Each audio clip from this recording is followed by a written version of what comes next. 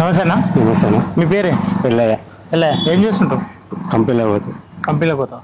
ఎట్లా అనిపిస్తుంది? రాష్ట్ర ప్రభుత్వం మారింది కదా, మంచిగా అనిపిస్తుందా? మంచిగా అనిపిస్తుంది. కాంగ్రెస్ ప్రభుత్వం మంచిగా చేస్తుందా? మామూలుగా చేస్తుంది. ఏం చేస్తుంది? మామూలుగా అన్ని ఫ్రీ పెట్టారు. ఏంది అన్ని అప్పులు చేస్తారు. అప్పులు చేస్తారా? మరి గతంలో కేసీఆర్ కూడా ఉండే కదా, ఆయన బెటర్ ఉందా ఈయన బెటర్ ఉందా? ఏంది ఆయన కట్టిన ఈయన కట్టిన ఈయన కట్టిన ఉందా?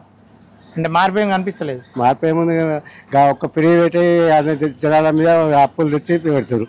ప్రజాపాలన చూపిస్తా, ప్రజలకు అందుబాటులో ఉంటామని చెప్తున్నారు. ఆ దిశగా ఏం కనిపిస్తలేదు. అదేం అంత కనిపిస్తలేదు. అంత కనిపిస్తలేదా? సరే, ఇప్పుడు పార్లమెంట్ ఎన్నికలు రాబోతున్నాయి. పార్లమెంట్ ఎన్నికల్లో రాగిడి లక్ష్మారెడ్డి ఉండి బీఆర్ఎస్ ఉంది, ఎట్లుంటుంది ఆయన ప్రభావం? ఏమన్నా మాకు తెలియదు, ఇంతవరకు తెలియదు. ఈ ప్రాంతం వ్యక్తిని అంట కదా, ఎక్కడ మా ఏడుంటాడో తెలియదు. ఇప్పటివరకు మా ఏరియాకి వచ్చింది లేదు, మా చూసింది లేదు ఆయన. అంతేనా? మరి సునీత లక్ష్మారెడ్డి ఆమె కూడా అంత ఐడియా లేదు. ఆమె కూడా మాకు ఐడియా లేదా? ఈటల రాజేందర్ మాకు కనిపించారు, మాకు తెలుసు.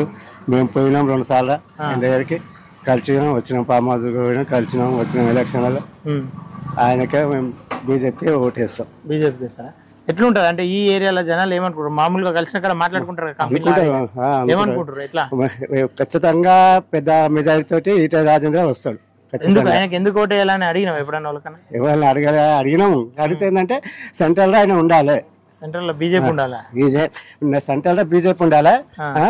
ఏంది పోతాడు, కొట్లాడతాడు, మంచిగా నిధులు తెస్తాడు, ఏంది అభివృద్ధి చేస్తాడని మా ఆశ. నమ్మకం ఉందా? ఉన్నది.